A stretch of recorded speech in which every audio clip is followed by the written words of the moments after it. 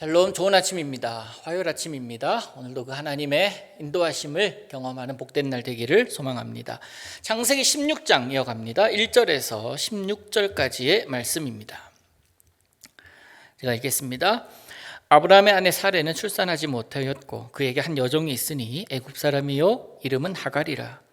사레가 아브라함에게 이르되 여호와께서 내 출산을 허락하지 아니하셨으니 원하건대 내 여종에게 들어가라.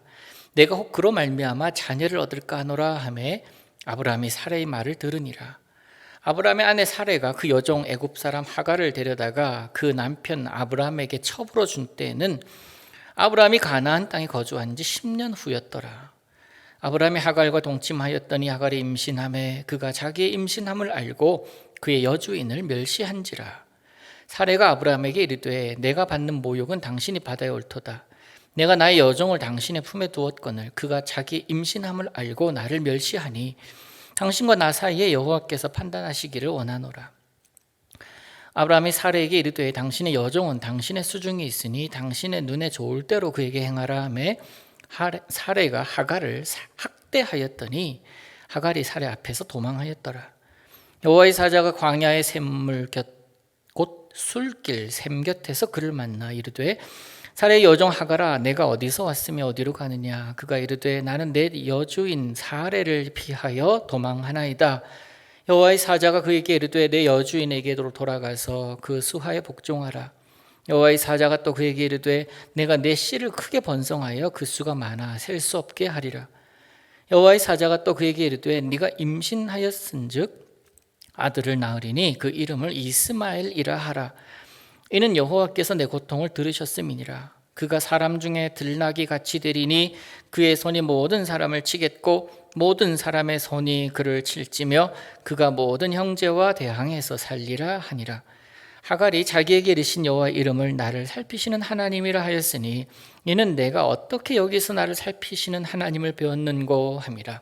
이러므로 그 샘을 부엘라 헤로이라 불렀으며 그것은 가데스와 베렛 사이에 있더라. 하갈이 아브라함의 아들을 낳으며 아브라함이 하갈이 낳은 그 아들을 이름하여 이스마엘이라 하였더라. 하갈이 아브라함에게 이스마엘을 낳았을 때에 아브라함이 86세였더라. 아멘. 오늘 본문은 16장 전체를 보았습니다. 영국의 식물학자인 알프레드 윌리스라는 사람이 실험을 했는데요. 누에 고치에서 빠져나오려고 안간힘을 쓰고 있는 나비, 그 나비를 관찰하고 있었습니다. 이런 관찰은 참 많이 있었죠. 고치에서 빠져나온다는 것은요, 나비에게 있어서 생명을 건 도전입니다. 그것을 빠져나와야 삽니다. 빠져나오지 않고 누에 고치 안에 있으면은 죽게 됩니다. 빠져나오다가 힘을 빼도 죽게 됩니다. 그래서 이 누에 고치에서 나오는 이 고치 끝에서 나오는 행위는 목숨을 건 그런 행위거든요. 나비는 비좁은 이 고치 구멍을 빠져나오면서 순탄하게 나오지 않습니다. 아시다시피 엄청난 고통을 겪죠. 윌리스는 고통스러워하는 나비를 보면서 내가 나비를 도와주면 어떨까 하는 생각을 합니다. 그리고 아주 조금 그 고치의 입구에 예리한 칼로 살짝 긁어줍니다. 조금 더 구멍을 넓혀준 거예요. 나비가 나올 수 있도록 도와주었습니다. 그래서 비교적 쉽게 나올 수 있도록 말이에요. 그런데 어떻게 됩니까? 잘 아시죠? 나비가 그것을 뚫고 나와서 조금 난다 싶더니 고스란히 땅으로 떨어집니다. 날지를 못합니다. 그래서 결국 죽어버립니다. 그 모습을 보면서 윌리스는 후회해요. 스스로 나오게 할 걸, 기다려줄 걸 라고 말합니다. 근데 되돌릴 수가 없는 거예요. 좁은 고치 구멍을 나오면서 어떻게 됩니까? 나비는 고통을 겪지만, 그런데 이 나비는 이 좁은 구멍을 나오면서 온 몸에 그 영양분과 힘들이 다 날개로 공급되는 거거든요. 그 나오면서 온 몸으로 그렇게 분포되도록 영양분을 공급하는데 그 과정이 축소가 되었으니까 나비가 그대로 이 날개에 힘을 받지 못한 거예요. 그래서 땅으로 떨어져 죽고 말았던 겁니다. 여러분, 우리도 그래요. 기다릴 줄 몰라서 일을 그르치는 경우가 있습니다. 특별히 하나님의 약속을 앞에 두고 우리가 우리의 생각과 우리의 판단과 우리의 논리가 들어가면서 하나님의 약속과는 전혀 관계없는 그런 짓을 할 때가 우리는 너무나도 많습니다. 그 하나님의 약속 아래에 거하다 보면 때로는 기다림에 지칠 수 있는데, 그런데 하나님 약속 믿는 자들은 지치더라도 계속 갑니다. 하나님 약속하셨으니까 확실한 약속을 붙들고 살아가게 됩니다. 근데 오늘 이 사례가 어떻게 생각을 합니까?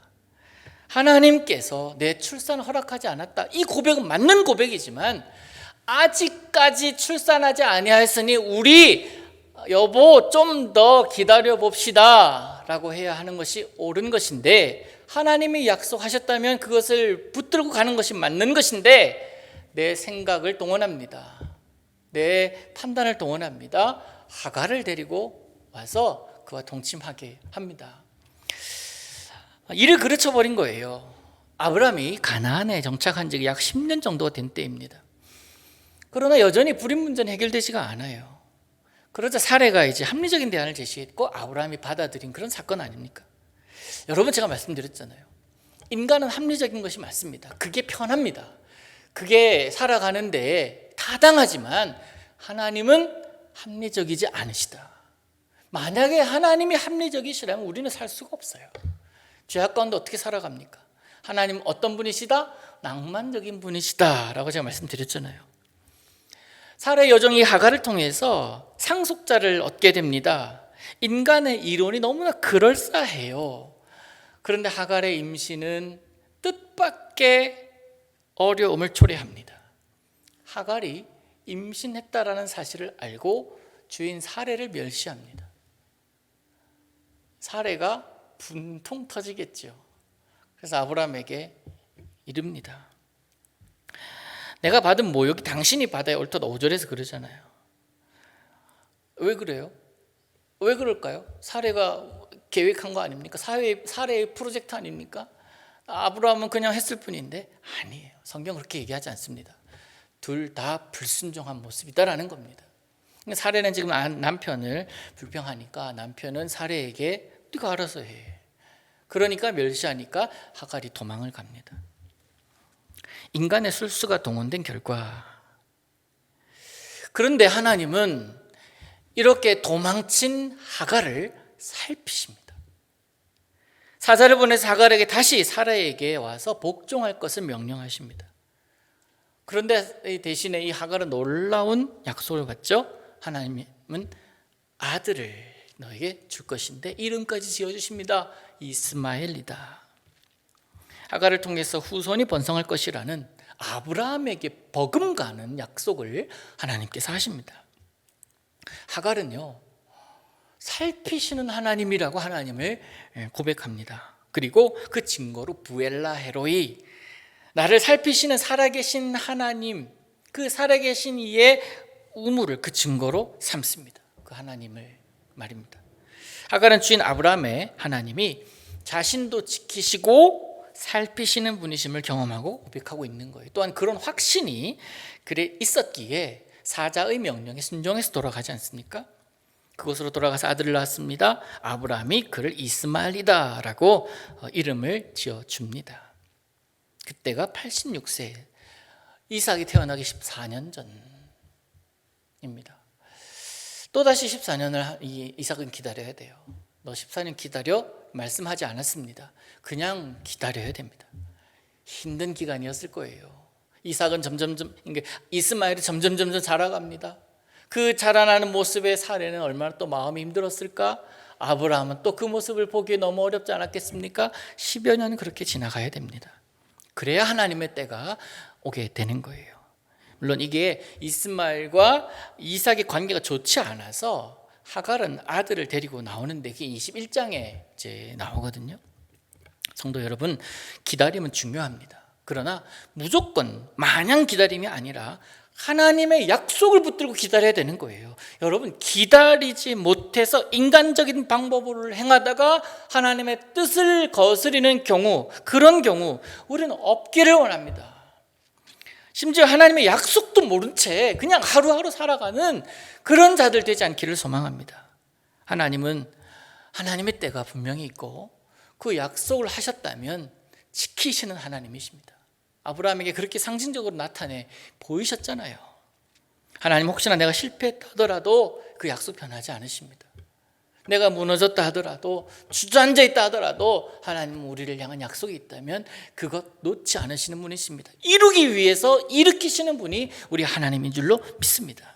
그래서 어떠한 모습으로 여러분의 자리에 있든지 간에 그 자리에서 약속하신 하나님, 그 하나님을 잊지 마시기를 축복합니다. 그 약속 붙들면, 그 약속 회복하면 주님께서 일으키심을 경험하게 될 것입니다. 그게 은혜 아닙니까? 그래서 우리는 하나님께 속해 있어야 된다는 거예요. 오늘도 그 하나님의 순리에 따라 살아가십시다. 하나님의 신호가 멈추라 하면 멈추고 가라 하면 가고, 난 더 갈 수 있는데 멈추라고 왜 말씀하십니까? 조금 더 가보겠습니다. 하나님보다 앞서지 않고 오직 하나님 따라가는 여러분 되시기를 축복합니다. 기도합니다. 하늘에 계신 우리 아버지여, 이름이 거룩히 여김을 받으시오며 나라의 마옵시며 뜻이 하늘에서 이룬 것 같이 땅에서도 이루어지이다. 오늘날 우리에게 일용할 양식을 주옵시고 우리가 우리에게 죄 지은 자를 사하여 준 것 같이 우리 죄를 사하여 주옵시고 우리를 시험에 들게 하지 마옵시고 다만 악에서 구하옵소서. 대개 나라와 권세와 영광이 아버지께 영원히 있사옵나이다. 아멘.